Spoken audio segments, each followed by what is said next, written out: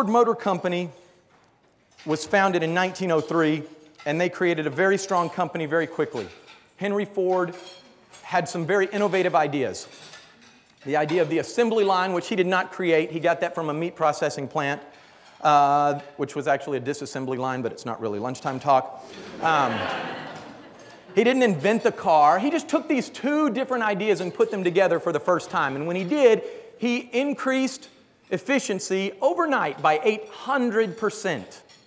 Imagine doing something for your company that increased efficiency by 8%, you'd be commended. If you did something that increased efficiency by 80%, you'd be in the history books of the company. To do something that overnight increased efficiency by 800%. It's amazing. It's amazing. In fact, during the turn of the century, the last turn of the century, 2 centuries ago, during the 1900s, they coined the phrase Fordism, which meant doing something extremely innovative and profitable for your company. Pretty strong foundation to start a company on, very early on. And so they went into the Great Depression as a 25-year-old company, leading their field. But they didn't rest there when they got to troubling economic times.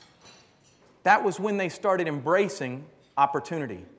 And so they started building their cars with steel bodies, which involved retooling entire factories. Kind of a scary thing to do when everybody's cutting back. Who's buying? People are not lining up to buy cars anymore. This is the Great Depression, and he's retooling entire factories to build a better product.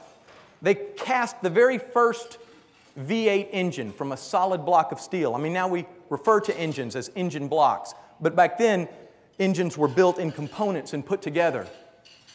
And they said, if you build an engine from one single block, all it takes is one person to make a mistake and the entire engine is ruined.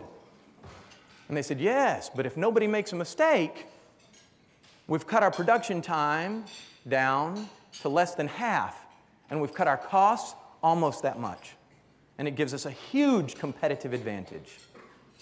Scary? Yeah, I would bet so. I'd bet that would be a very scary time to do that. In improv, they have a saying, follow the fear. When you get in improv and you stand up and you have to do these different things, they tell you there's going to be some things that are very scary, that are scary to you and might not be scary to somebody else. And the things that scare them might not bother you at all. The point is that when we do things that don't scare us, when we do things that we're comfortable in, it's because we've already done them and we know that they're safe and there's no growth. Growth comes from doing something new, something scary. And so they have that saying, follow the fear.